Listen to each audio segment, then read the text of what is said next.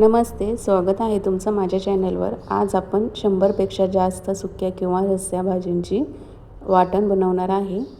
कोणतीही भाजी बनवावीशी वाटली तर हे वाटण तेलामध्ये परतवायचं आणि तुम्हाला हवी ती भाजी यामध्ये घालायचं.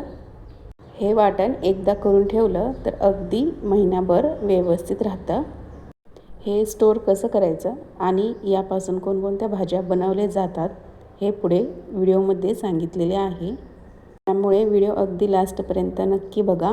सर्वात अगोदर आपण गॅसवर एक कढई गरम करायला ठेवलेले आहे.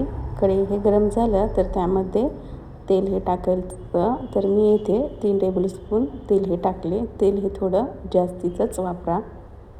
सर्वात अगोदर आपण यामध्ये जिरे हे टाकूया. तर मी येथे 1 टेबलस्पून जिरे थोडंसं तेलामध्ये फुलले तर लगेचच आपल्याला इथे पांढरे तीळ हे टाकायचे.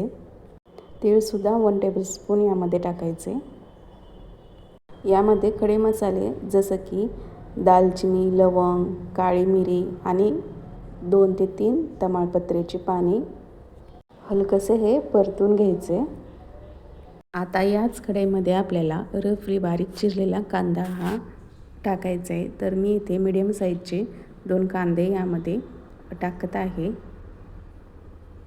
कांदा थोडासा सोनेरी रंग होईपर्यंत परतून घ्यायचा आहे. फार जास्त याला परतून घ्यायचं म्हणजे फार जास्त याला करपवायचं नाही.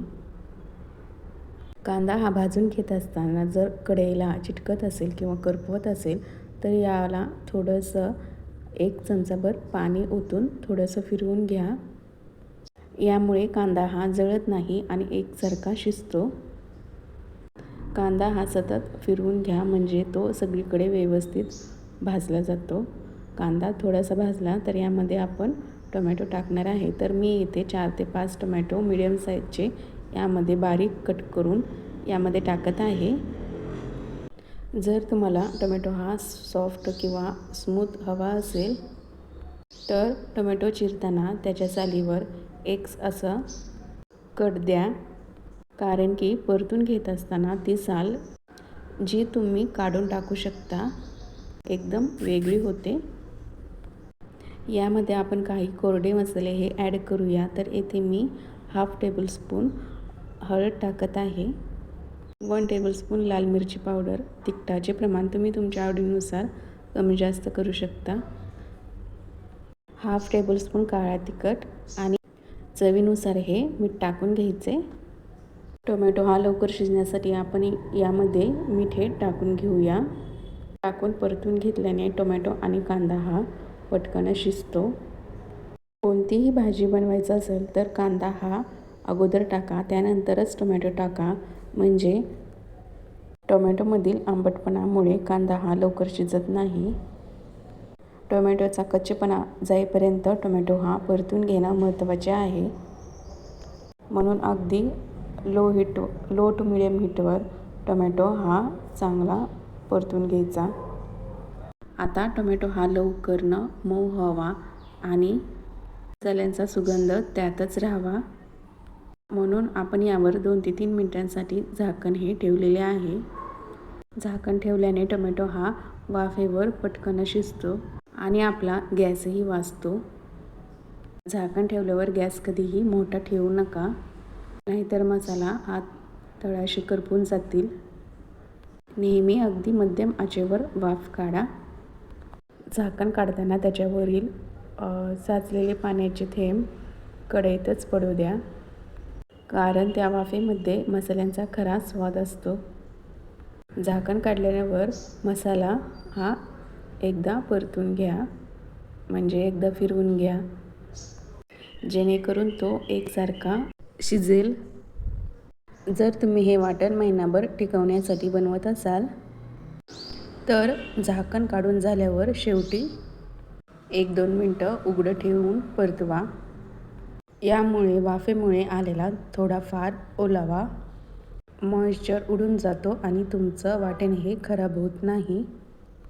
आता आपण यामध्ये भरपूर कोथिंबीर घालणार आहोत. पण एक गोष्ट मात्र लक्षात ठेवा, कोथिंबीर फक्त पानं न घेता देठासहित घ्यायचं आहे. कारण कोथिंबिरीचा खरा स्वाद आणि सुगंध हा देठामध्ये असतो. कोथिंबिरीचे कोवळे देठ वाटणात घातल्यामुळे वाटणाला खूप छान चव येते आणि स्वाद हा दुप्पट वाढतो. जर तुम्ही हे वाटण जास्त दिवस स्टोअर करणार असाल तर कोथिंबीर कच्ची न टाकता टोमॅटोसोबत थोडी परतून घ्या. त्यामुळे कोथिंबीरीतील पाण्याचा अंश मॉइश्चर कमी होतो आणि वाटण हे लवकर खराब होत नाही.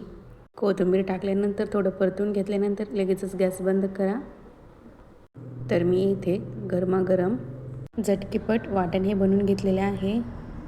हे वाटण साठवण्यापूर्वी एक गोष्ट लक्षात घ्या. हे मिश्रण पूर्णपणे थंड होऊ द्यायचं आहे. गरम असताना तुम्ही जर हे डब्यात भरलं तर त्याला पाणी सुटेल आणि वाटण हे लवकर खराब होईल. नेहमी हे वाटण काचेच्या किंवा चांगल्या प्लास्टिकच्या हवाबंद डब्यातच वाटण हे भरून ठेवा. यामुळे मसाल्याचा सुगंध हा उडून जात नाही. जर तुम्हाला हे वाटण 1 महिना किंवा त्यापेक्षा जास्त टिकवायचं असेल तर फ्रीजमध्ये न ठेवता फ्रीझरमध्ये म्हणजेच जेथे बर्फ साचतो ना तिथे ठेवा. म्हणजेच हे वाटण जास्त दिवस हे टिकून राहतं. वाटण डब्यात भरल्यावर वरून थोडं गरम करून थंड केलेलं तेल हे टाकलं तर ते नॅचरल प्रिझर्वेटिव्ह म्हणून काम करतं आणि वाटण हे ताजं राहतं. जेव्हा तुम्हाला भाजीसाठी हे वाटण काढायचं असेल तेव्हा नेहमी कोरडा चमचा वापरा. ओल्या हातामुळे किंवा चमच्यामुळे वाटणालाही बुरशी लागत नाही. तर तुम्हाला कसं वाटलं हे ऑल पर्पज वाटण? आहे ना अगदी सोपी पद्धत. जर तुम्हाला ही रेसिपी आवडली असेल तर व्हिडिओला एक लाईक नक्की करा. तुमच्या मित्रमैत्रिणींशी शेअर करा म्हणजे त्यांची सकाळची कामाची घाई कमी होईल.